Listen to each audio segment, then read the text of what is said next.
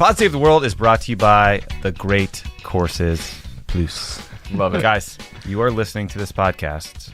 In fact, you're not at the moment. You're sitting with me recording ads. But when you later listen to Pod Save the World, because I know you guys don't miss a single week. I haven't missed Not a one. week. It's because you're bright. It's because you're curious. It's because you're eager to know more. I loved your last guest. That's why you should sign up for the Great Courses Plus.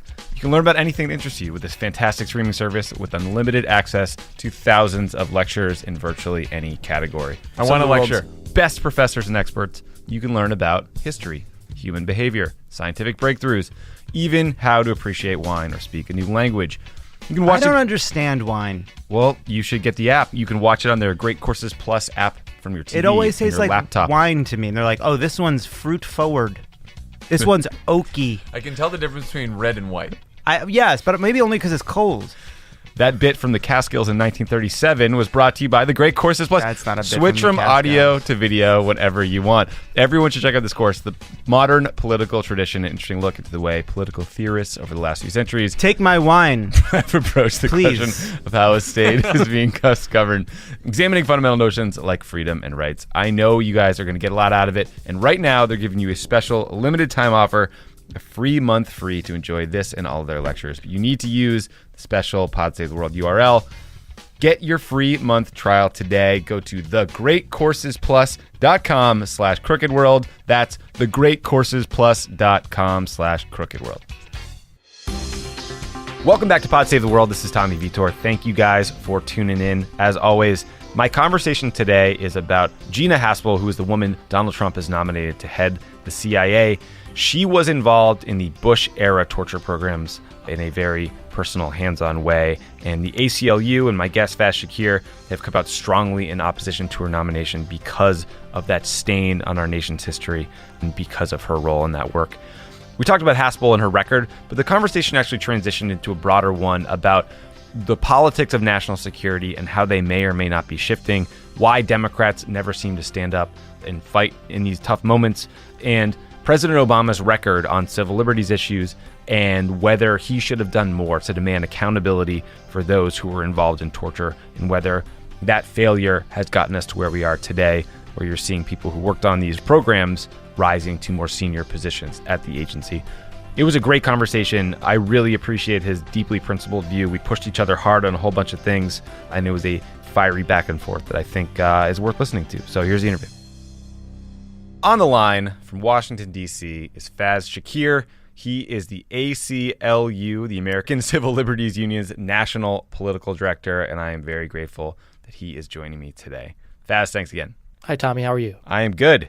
So President Trump recently has made a whole bunch of moves on national security. One of them is nominating Gina Haspel, the current deputy director of the CIA, to succeed Mike Pompeo as director once he becomes Secretary of State, which is going to happen because Republicans, Democrats all caved. She would be the first appointed female CIA director, which is a big deal. We do not want to minimize that. But we also don't know much about her bio because she spent her career in the clandestine service, and most of it is still classified. But it's safe to say she's essentially a lifelong CIA officer who would bring a lot of experience to the job in the building. But that in and of itself brings some challenges. You guys, the ACLU, have come out strongly in opposition to her nomination because of her role in the CIA's so-called enhanced interrogation program, which is a lame euphemism for torture. What do you think that senators and listeners need to know about her record and why you guys oppose the nomination? Well, we don't necessarily endorse or oppose candidates by board policy, but we have serious concerns about her, and we've made those clear. We made those clear to members of the Senate. And basically it boils down to this, that Gina Haspel is a new low in our democracy, that if you go down this role of confirming somebody like Gina Haspel, you're essentially condoning torture. You're saying for the first time that we're going to knowingly accept and approve someone who engaged in criminal acts, criminal behavior. Knowing all that information, you're still going to give her a Senate endorsement. That is absurd to me. So I think we have two windows into what Gina Haspel has done. Those two windows go as follows. Window number one, during the period of 2002, she oversaw torture in Thailand at a black site prison In one case, overseeing the program that was torturing Abu Zubaydah. In another case, she purportedly was on the ground in the torturing of al-Nasiri. So that's one element that we could talk about. The second element is later in 2005, she oversaw the destruction of tapes that provided the evidence of what she had done. And that in itself, the cover-up, the criminal behavior of ridding and killing the evidence, that in itself could be disqualifying, but she has done both ends of it. And those are the two things that we know of from the public record of her. There is plenty more that we don't know of, much of which hopefully we're going to learn through the Senate hearing, and I hope the senators will press for more information about her. Right. So let's start with the first half of this, which is the torture itself. Can you define torture and what specifically she did or oversaw with respect to the detainees that you named? Yeah, so in overseeing Abu Zubaydah's torture, I mean, this is somebody who was waterboarded a lot, hundreds of times from what we understand. Right, yeah. Literally waterboarded every few hours. They had kept a water rag over his face so that he wouldn't actually know when the next waterboarding would occur. He was just sitting there in paralysis and fear. He was engaged in sensory deprivation, stripped naked, basically not allowed to sleep. They blared music in there, kept lights on all night, had, from what we understand, had wooden boxes that they would throw him into, coffin-sized boxes, and lock him in there, again, for long periods of time, just to disorient him and to torture him. They would take him and throw him up against the wall, face first. And these kinds of acts are what we're talking about when we say torture. They are all in violation of treaty obligations that the United States has partaken in. They are all violations of U.S. law. And nevertheless, we carried them out. It was a blight on the United States' name. We all, I think, recognize that after the fact. We passed even more laws to put this into place. We condemned torture. We saw this as the black spot on our record that it was. And it's disheartening and disorienting, to say the least, that here we are suggesting that years after torture had occurred in our name, that we're going to endorse it again. Yeah. We don't know that she was on the ground, and there was some misreporting, right, about whether she was on the ground during Abu Zubaydah's torture sessions. She almost certainly oversaw the program. Just think about that. She was a big deal, right? So this black site in Thailand is a small place that literally had one prisoner, maybe like a few CIA staff. She's a much bigger deal than that. She wasn't, I don't think, on the ground, but she was certainly overseeing the program. That's what we understand from the reporting. Then later, she was actually on the ground on site for the torture of al-Nasiri, in which he was waterboarded as well. And so, again, these acts in themselves would be disqualifying. There's a lot of them all piled in together and under one person. Yeah. Listen, I mean, I couldn't agree with you more about torture itself. It is a stain on our nation's history that it ever happened. Barack Obama banned it from ever happening again. So I'm there. But I'm going to play a lot of devil's advocate in this interview because I think it makes for better conversation. Please do. What would you say to the folks who claim, listen, the Office of Legal Counsel sent memos over to the CIA and to other components of the government that said these techniques, which they called enhanced interrogation techniques in the most Orwellian way possible, but these torture techniques were legal, were justified, and that these CIA officers were just following orders. What's your response to that claim? One of the things you need to realize about what happened there is that even when the torture was going on in Thailand, in this black site of Abu Zubaydah, there were CIA officers on the ground who were upset about what was happening. There was discord in the ranks amongst themselves about whether we should be doing it, people begging off of it and saying that this isn't right. And in that moment, what was the leadership saying? The leadership, in this case, it was Gina Haspel, saying, no, keep pushing ahead. Keep pushing the envelope. Let's go outside the boundaries of the law because of this sense of immediate danger and the need to get information. I want to unpack that real quick, which is, Yeah. How do we know that? Is that from people who were with her at the time, press reporting? Like, how do we know that she was pushing the envelope, and what specifically was her job? So the most important and detailed reporting on this comes from the Senate Intelligence Report on Torture. And I played some minor role in that. I worked for Senator Harry Reid. Senator Feinstein's staff was critical in both writing it when she was the leader of the Senate Intelligence Committee. Her staff had helped write this report. It documented in thorough detail the acts that had occurred. And the sad part of it, and this is where I can play devil's advocate with you, Tommy, is that during the course of it, the administration opposed naming the individuals who had carried out those acts. Mm-hmm. And as you well know, person who I respect and admire, Dennis McDonough, who was the White House Chief of Staff at the time, came over and made a vigorous case that we should not name names here. We should not reveal the people who carried out the torture. And for that reason, Gina Haspel's name was certainly redacted from the report. And therefore, a lot of what we should know, we can't because of the redactions. Right. I would hope that as a result of this hearing, that we're going to learn more about it. And obviously, you know how I feel about the redactions themselves. I think it was a kind of a cover-up that makes it harder to hold torture accountable. And again, I don't want to keep going down the rabbit hole with you, devil's advocate, but I think in general, a president who I admired and President Obama, I think this is one of those areas that I just had a disagreement with him on personally. I think he took the approach very early on to say, we're going to look past torture. What was done in the past is in the past. I'm looking forward, and we're not going to necessarily hold accountable the things and the people that had carried them out because those were different times and different contexts. Mm-hmm. I'm going to turn the page on history. Yeah. And what happens as a result of that kind of decision is that the people who are the architects not only stay in place, are rewarded, and then continue to move up the chain and are now literally a step away from becoming the CIA director. Right. I'd love to continue with the sort of Obama's role in that report and what was or was not redacted and what was not released a little later in this conversation, because I think it's an important conversation. But building off of what you said, I mean, Obama's final CIA director, John Brennan, who also worked at the CIA during that period in a role called Deputy Executive Director. I worked with John at the White House. I talked with him about these issues a lot. He said he had knowledge of harsh interrogation tactics being used and that he verbally opposed them at the time, but wasn't in a job where he could stop them from happening, right? He wasn't like a seat at the table in a policy role.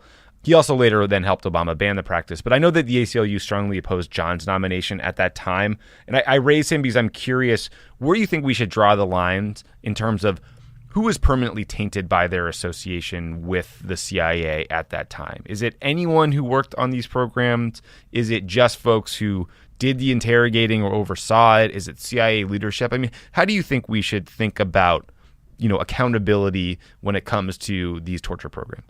I think that there needs to be a level of accounting for your own self, in the sense that we need to make clear what you believe in and what you don't believe in. And I can understand John Brennan's argument that, okay, well, I didn't have a direct role, so I shouldn't be tainted by it. And then I would argue that then there's an incumbent responsibility on himself to condemn that which he was not part of, and to say that it will not occur again. I hear you on that. As he came into office, he did help take actions that made clear that torture shouldn't happen on our watch. I think as I look at Gina Haspel, she's in a very different category than John Brennan. She was the person who had policy control, who had directional control over this. And I guess to your friend John Brennan, who I think has a remarkable career in government service and is somebody who you know better than I, a serious and professional person, I think there's many who have relationships with Gina Haspel, and that because of those relationships feel compromised in a moral way, I would argue, that they are willing to look past criminal acts in order to support someone deemed to be a friend, someone deemed to have helped them in some other capacity. I don't doubt that there's many things in Gina Haspel's record in which she has done wonderful things to try to preserve the security of the United States.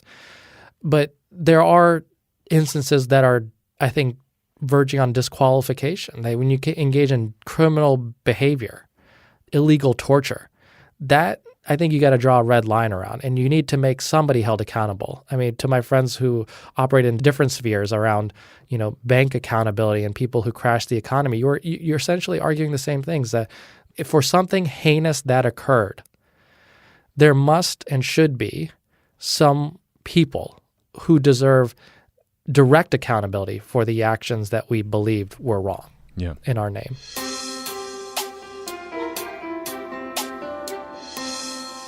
Pod Save the World is brought to you by SeatGeek. SeatGeek. Buying tickets can be complicated. It can be confusing, but there is a better way There's to buy. got to be a better way to buy It's tickets. SeatGeek. It's SeatGeek. It's the smartest, easiest way to get tickets to every type of live event.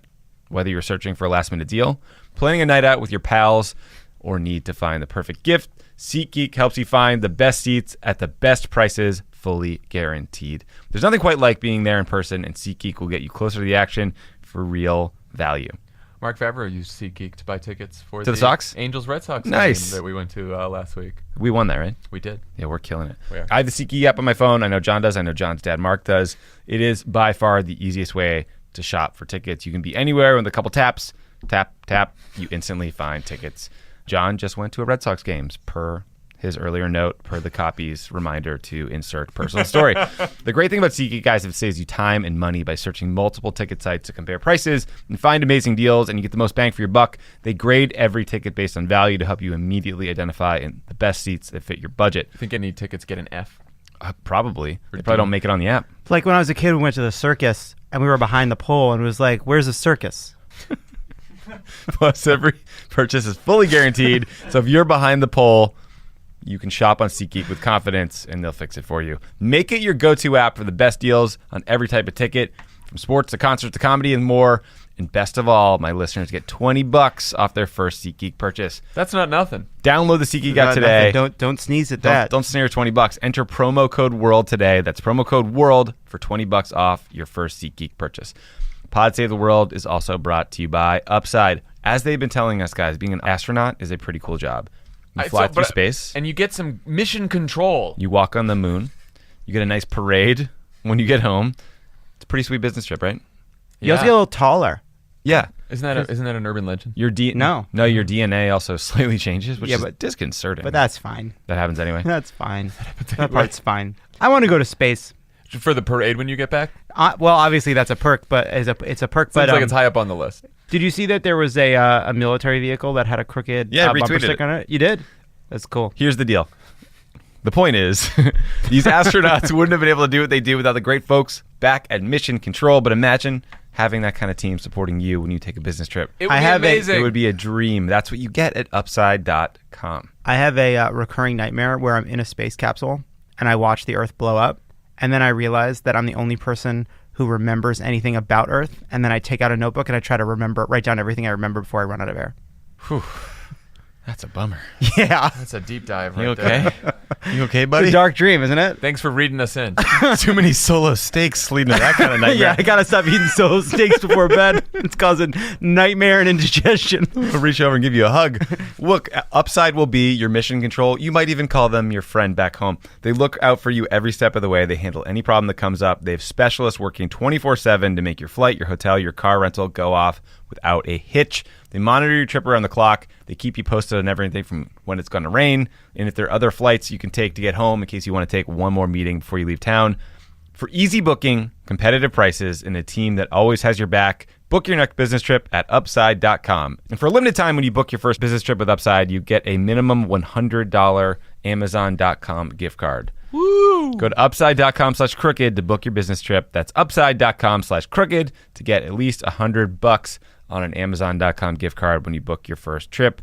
$600 minimum purchase required while supplies last. See site for complete details. Going to the politics for a second. There's already a TV ad slamming Rand Paul for not supporting Haspel's nomination. It literally accuses him of siding with terrorists over the American people. It's a very subtle spot. You can find it on YouTube.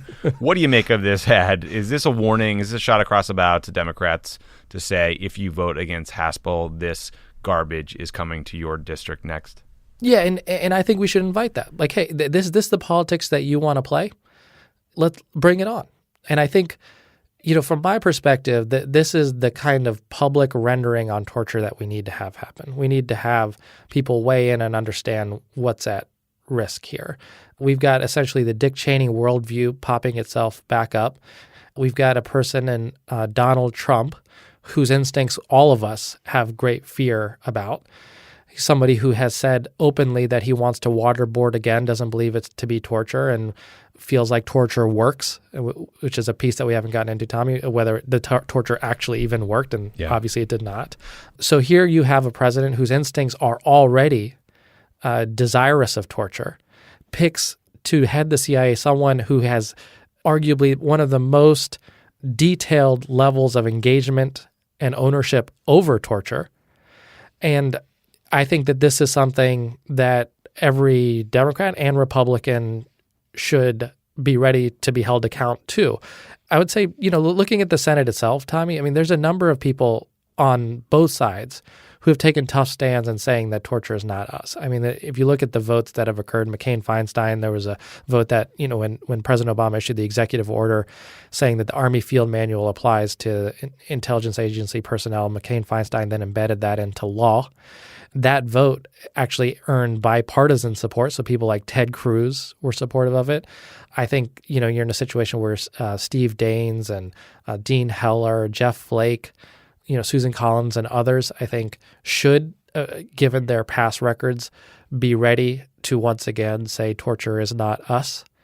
And that's, never mind all the Democrats. I think I cannot understand for the life of me why any single Democrat would feel compelled to give their vote on this one. Yeah, I mean, look, there is in my mind a crystal clear moral argument against torture. There should be no debate about it.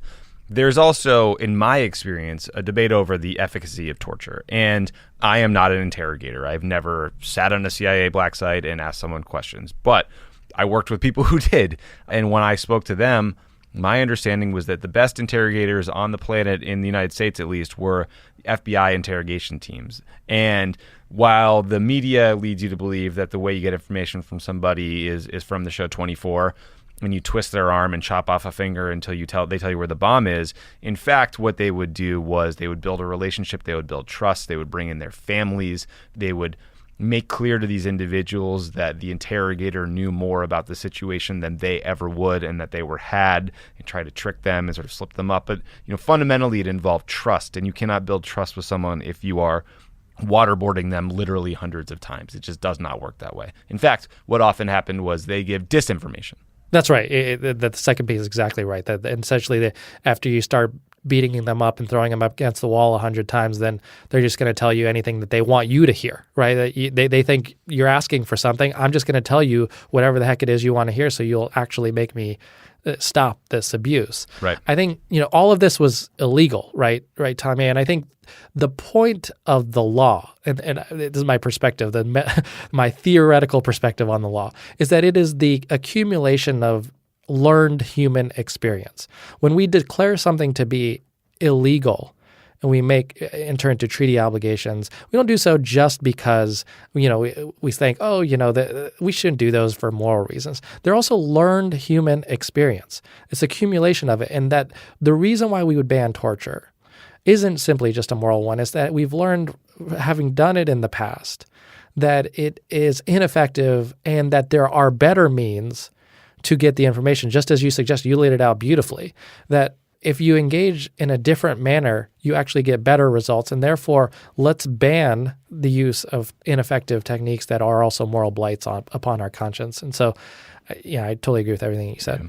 So back to the politics for a minute. I mean, the politics of national security feel upside down right now. You have some Democrats pushing back on Haspel, but you have a president that constantly attacks the intelligence community.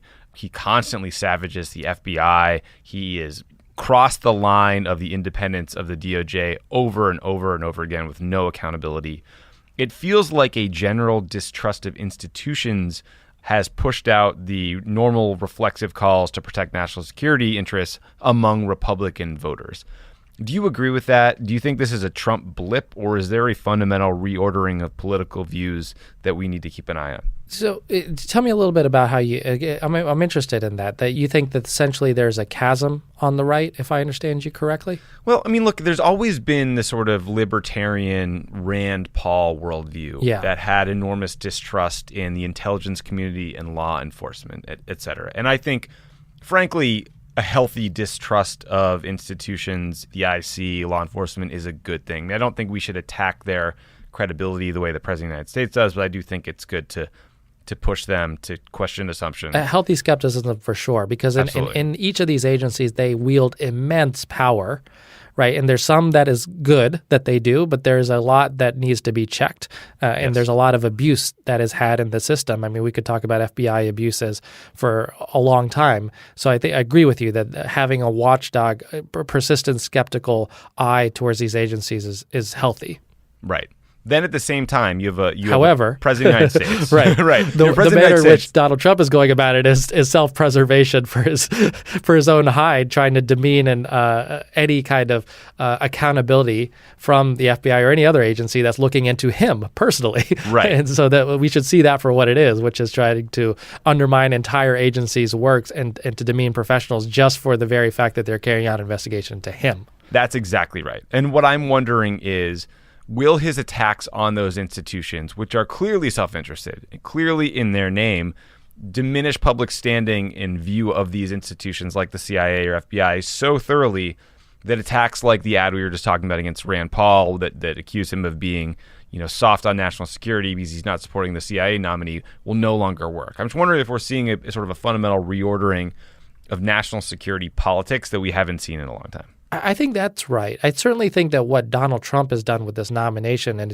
he's trying to bring back the neoconservative wing into his foreign policy, whatever the hell his foreign policy is. I mean, he ran his campaign saying he was against the Iraq war, thought it was stupid. We can all debate, know that wasn't generally true. But nevertheless, that's what he was talking about, was a different kind of foreign policy than you've heard from George W. Bush and other Republican nominees for president. So then he comes into office and you have a bit of a chasm with the Bill Kristols of the world, right? The neoconservative lights who are very eagerly criticizing and attacking him.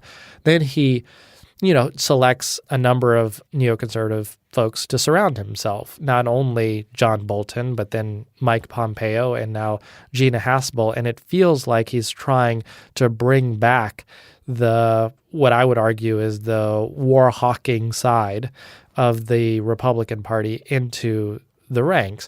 But I agree with you that the national security politics of playing this card are not popular. There's a reason why Donald Trump campaigned on reducing our American footprint in many wars overseas, right? There's a reason why he was even talking about pulling out of Syria and pulling out of Iraq. He found those to generally be popular views, even with his own base. And I think that there's going to be, at some point, a reckoning of his political rhetoric with the policy actions that he's talking about. I don't think that they're reconcilable. Of course, his base may not ultimately give a damn and then maybe just give him a pass. My greatest fear, Tommy, is that, politics will get realigned entirely if and when, knock on wood, there's an emergency. Right. And you and I both know what that emergency might be. Yeah. In this day and age, the emergency that we're most worried about is a terror attack that is conducted out by a brown man shouting Allahu Akbar. If it's carried out by a white individual, right, or domestic terrorist who's shooting a gun in Las Vegas, apparently that doesn't count. It doesn't raise the ire of Donald Trump. He doesn't engage in extrajudicial action as a result. However, you and I both probably have the same fear that were it a brown man shouting Allahu Akbar, shooting a gun from a Las Vegas hotel, we would see a Donald Trump spring into action, wanting to push the boundaries of what is lawful, and then having around him a bunch of people who want to utilize the politics of the moment to engage in harmful actions. Right. Dust off the latest version of the Patriot Act and jam it through Congress, essentially. Yeah, to say the least. I mean, you could talk about all of his border actions. You could talk about his surveillance desires to look into people's phones, like the registry of various peoples.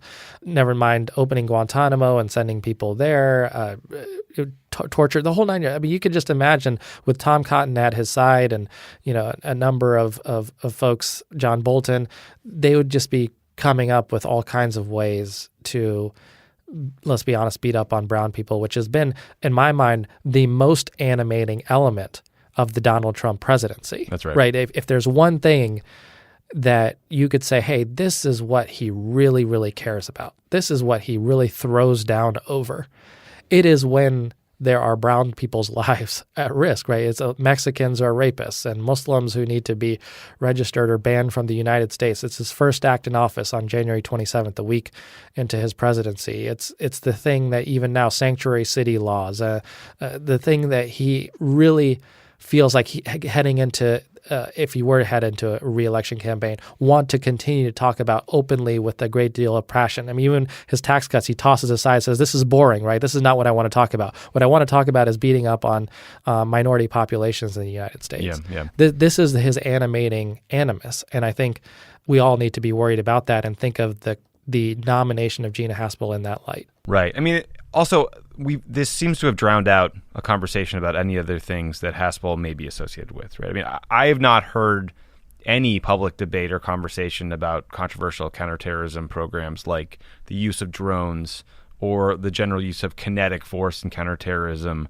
nor have I heard much conversation about the encryption debate over whether, Apple, WhatsApp, Facebook should be encrypting communications end to end so that governments and others can't intercept those and read them. Have you heard Haspel comment on any of these issues, and do you think they will become a part of her confirmation process? I think they will absolutely be part of the confirmation process. I have not heard her comment on it. We know very little about her stated views on this. I think that there's grave concern over the CIA's use of the drone program, which you probably know even better than I about how it was carried out under President Obama, who had great concerns over whether the amount of authority that the CIA should have in carrying out a drone program, right? And now, from what we understand, the president has literally said, hands off, go for it, knock yourself out, carry out whatever you'd like. And we've seen an escalation in drone attacks and presumably large numbers of civilian deaths as a result, and the damage being done on the ground to both radicalization of populations and how our diplomatic relations are being managed as a result.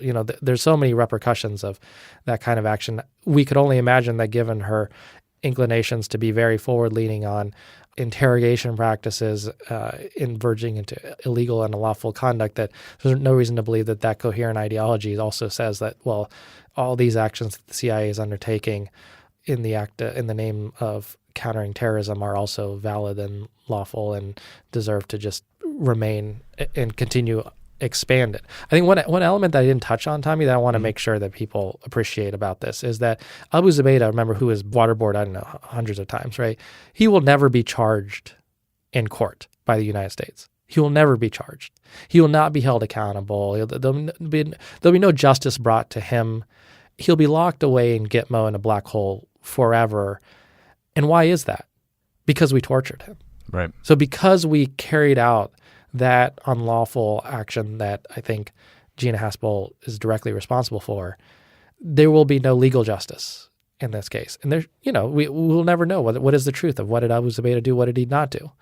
We can never try him in an Article 3 court. Right. And that's one of the effects of torturing people. Yeah, it's one of the effects of torturing people, and it's one of the legacies of Guantanamo Bay, which was one of the dumbest fucking experiments in the history of our national security state. Any effort to try people in military commissions as opposed to an Article 3 court have generally failed, and there's less justice because of Gitmo rather than more, and it's a stain on our nation's legacy and history and a recruiting tool and all the other things. And yet, the politics around it are so stupid still to this day that it drives me crazy. Yeah. Couldn't agree more.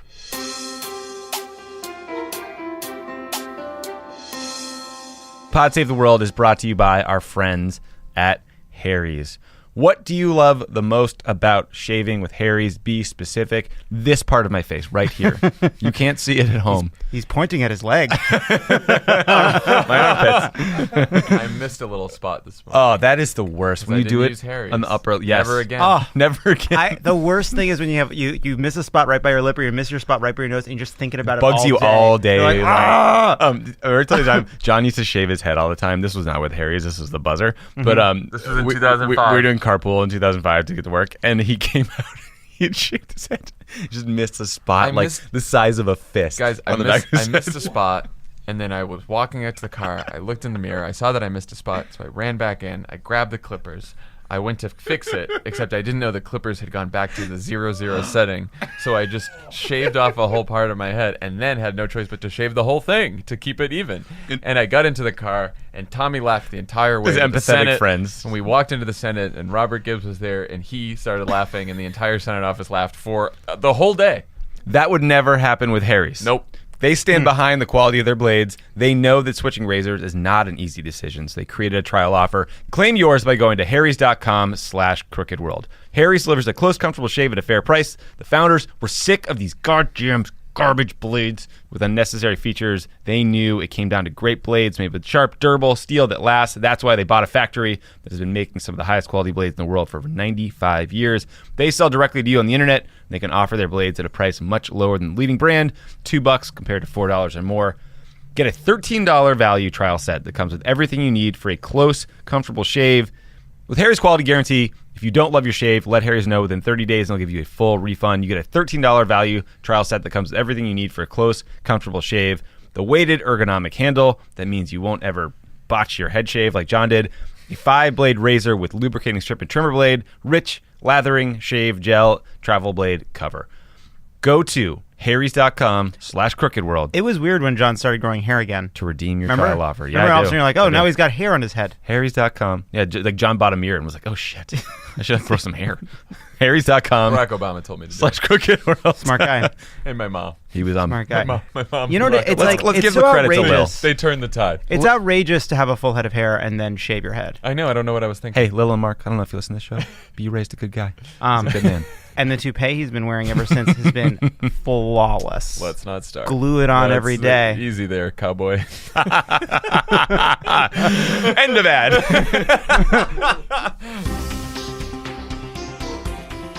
All of these things we're talking about are why I struggle with how I personally feel about this nomination. The legacy of torture is horrific. I could not agree with you more. But I also see Haspel as someone who, has a track record as a career professional who will know how to run the CIA at a time when you could get some horrendous political hack conspiracy theorist as the person who comes after Haspel. And, it's like... That to me is a little bit... So I take the opposite approach Right. as you here. I recognize that she is a talented professional.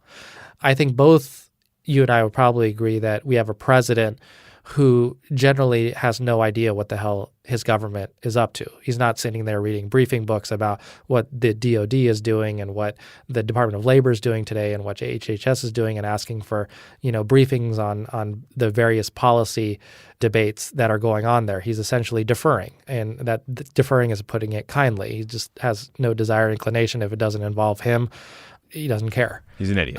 And so you put into place in the CIA with some great authority a person whose ideology you already have grave concerns about, who already carried out criminal behavior. And you say you're going to be left on an island with great responsibility and exceptional know-how. And you're just going to be told, knock yourself out.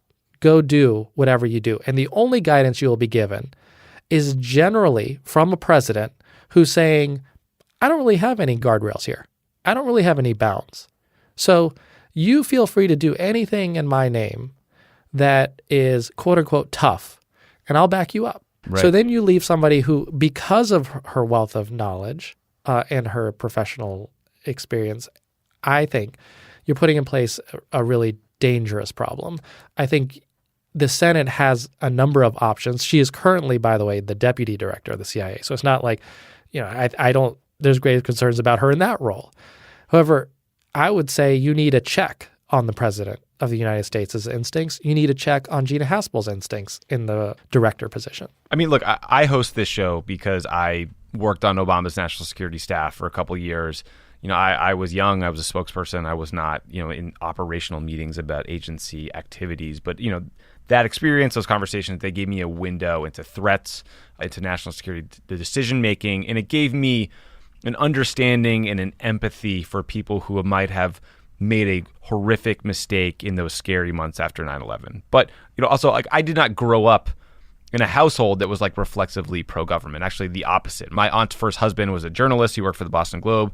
and got a copy of the Pentagon Papers, and the FBI ended up tapping his phone. They broke into their house, so I was more of an ACLU household, so I see this from a very complicated perch. So I see your argument, but then I imagine some host of Fox and Friends being named CIA director, and you have this compliant Senate pushing them through. And I don't know. I wonder if we wouldn't benefit from someone that at least is professional. I don't know. I think I would vote against her because of the legacy of torture and because of what an enormous stain it was on our history. But at the very least, I see it as being really complicated. Torture and then destroying of the evidence and the tapes as well. Tommy, I hear everything you're saying, and you're saying, okay, well, can we make an argument that somehow she might have evolved? Okay, there was one moment in time where you might have done something that do you have regret over? I don't know. Have you evolved in any way? Well, the record doesn't suggest that whatsoever. 3 to 4 years later, you're actively trying to hunt down the tapes and destroy them. You send the cable saying to people in Thailand, destroy all those 92 tapes you got over there of all the evidence. She's lobbying the CIA General Counsel, John Rizzo, can we please destroy these things? And then years later, when the Senate is producing a torture report, she, amongst many CIA staff, are lobbying the White House, lobbying Dennis McDonough directly and saying, please, for the love of God, do not let our names be known. We cannot be outed in this manner. I see all that conduct as you learned nothing. You were not held accountable. You've just been essentially rewarded. I would argue it's even worse than that, too. I'd argue it's worse because the institution, the CIA, is refusing to declassify information to this day, at this moment, about her record, about where she worked. Yeah. And they're asking senators to come over to their skiff in Langley and review documents there, but there's no way to have a public accountability. Just the senators, right, Tommy? Yeah, right. I think it's just them because they have clearance. Yeah, so they won't even let the staff come over, and only the members of the Senate Intelligence Committee are allowed to come over and see documents. So they are really limiting the information, and they just don't want to have a public debate about any. And it's amazing. You put up a nominee who, if in your mind, Tommy, if we accepted the kind of counter argument here that you have a professional who's done a bunch of wonderful things, then you would want to have a open conversation about the things that she has done and that the CIA has done. But in fact, if you look at their actions, they are running away, hiding from it, and twisting and thwarting it. So they'll reveal very selectively pieces of her bio from many, many, many moons ago. They're like, oh, she's a wonderful actor against the Soviet Union or something. You're like, great. Well, tell me what she did during the Bush era. Well, you're right. Could you tell me a little bit about that? And it's even worse because the New York Times has this piece from a couple days ago about how the CIA is running essentially a covert effort to get former CIA agents and officers out to talk on the record about how great she was, how good she'll be for the country, while they are stonewalling Congress, refusing to declassify documents or talk about what she did in her years of clandestine service. So they're trying to have it both ways.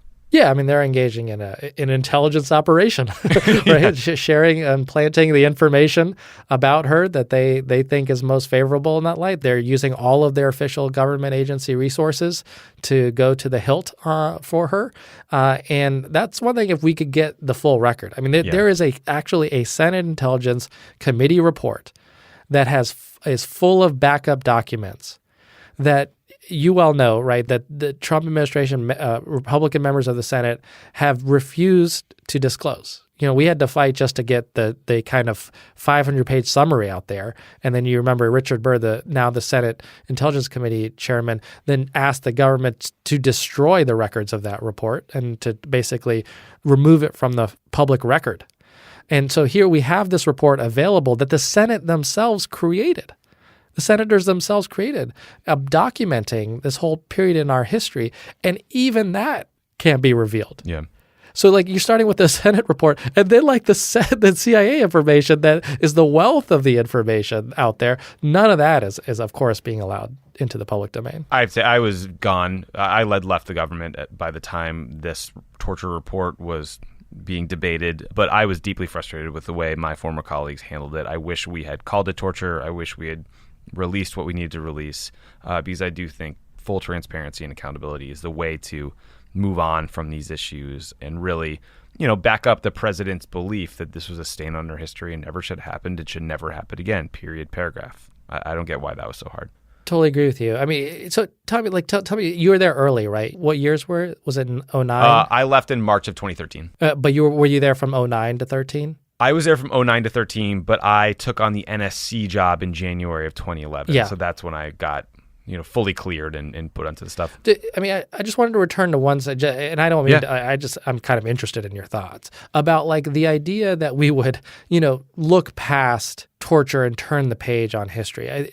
From your perspective, was that kind of like a debated decision that you kind of wrangled over and said, we have an agenda that we need to work on. We can't allow, it to be thwarted. We're in the midst of an economic crisis. There's a lot of things going on here. We can't be mired into a debate around torture and who should be held accountable. Do you think that generally was the reason why the president decided, we're going to move on and not hold people accountable? I think there was a clear focus for the first couple of years in terms of public messaging to always be talking about economic issues and what he was doing to fix the economy and create jobs. And so that's sort of one basket of issues. I think with respect to accountability at the CIA itself over these torture programs, I mean, Obama was so clearly on record calling it torture, saying he would ban it and prevent it from never happening again, that was not up for debate and it was unequivocal. I think what happens is you have suddenly you sit in the Oval Office or you go to Langley and you have a dozen people in your office that you're talking to who were there at the time, and they're helping explain to you that they got an OLC memo that told them to do this and they marched out on orders based on, what they were told from Cheney's office or whatever. You have conversations about what it means to the CIA workforce, which is a group of people who essentially most of them can't talk about what they do ever in their lives. They never get credit for, helping stop terrorist attacks or whatever it is, work that they've done that's been successful. But they were getting the shit kicked out of them for a long time over Iraq intelligence, over the horrific enhanced interrogation techniques, et cetera, right? And so you have a workforce that is playing this critical role that needs to continue to bring people into the building that are new and smart and know Arabic and can, travel overseas and not make a lot of money and do these jobs. And there's a morale challenge that is pervasive across sort of the national security world. So you're just sort of debating these things. Like, is accountability for what was done more important, or getting the best people you can find in the door to do the job tomorrow and the next day? And I think that's hard. It's a fucking hard question. And my response, again, as someone who respects and admires the job that President Obama did, is someone who got elected. I remember one of my most favorite quotes from him during the campaign trail was, "We don't want to just end the war, we want to end the mindset that got us into these wars." I think that there was an indication and even a passion from him during the campaign trail about being a shapeshifter on foreign policy and national security issues that never fully arose once he became president, partly for the reasons that you're suggesting, that economic issues just landed on his lap day one, and it just had to suck his time into that, and then off to healthcare we went, and there were just a bunch of other things. And really, it wasn't until much later in his presidency that it felt like you're having any kind of real debate about foreign policy trajectory by the time we got around to Iran deal, right? But for many, many years, you have Leon Panetta come into the CIA. You have a bunch of people, David Petraeus, or at some point, you have people who I think, from my perspective, again, I wasn't in the seat, right? So I don't know. I was in the White House. I'm sitting there from the outside watching. I'm looking at an administration and the president essentially saying, I want to build good relationships with people in the intelligence field, people in the Pentagon, people in national security work, and I'm not sure I want to alienate and antagonize many of these folks. So therefore, I'm not going to essentially hold people accountable for some of the things they did, because I'm going to need these alliances. And as a result of that, I think that's why you have expansions of a drone program. I think that's why you have, some of the torture advocates continually moving up the chain and getting rewarded. You have expansions of special forces operations across the globe, right? And generally mission creep of the military in many ways. I think that the kind of unwillingness early on to be a shapeshifter on national security, foreign policy debates and decisions ended up hurting the trajectory of what was possible. And then it wasn't until by the time the Iran deal came around that you really did see the president sink his teeth into trying to really move the dial. And when you saw what he could do when he put his resources to it, and his in the eloquence and the willpower behind, you could see what power he had to move the bureaucracy. I think there's some truth to what you're saying. I think that the financial crisis was a black swan event that sucked up time and mind share and policy, capital in a way that no one could possibly have anticipated. That said, if you've been listening closely to the president during the campaign, you knew that he called the war in Afghanistan the war we need to win. He talked about destroying al-Qaeda in Afghanistan and Pakistan. So one should have assumed that he would send more troops, that he would increase counterterrorism operations in that area, and generally increase the focus in that region. At the same time, he announced the deadline of December 31st, 2011 to get all U.S. troops out of Iraq. So while we were sending more folks to Afghanistan and that region, he was getting all of our troops out of Iraq, which was not a popular decision, but it was keeping with the campaign promise. You were absolutely right that in the second term, you have a hell of a lot more running room to do things like the Iran deal. And frankly, the Iran deal took 7 years of sanctions and really hard diplomacy to get us to that point, right? So I don't know that you could have done it earlier, but Cuba, for example, you could have made moves on Cuba a hell of a lot faster, but I think the politics pushed that down the road a little bit. So I think there's some truth to what you're saying, but I think a lot of it goes to the expectations that people understandably put on Barack Obama.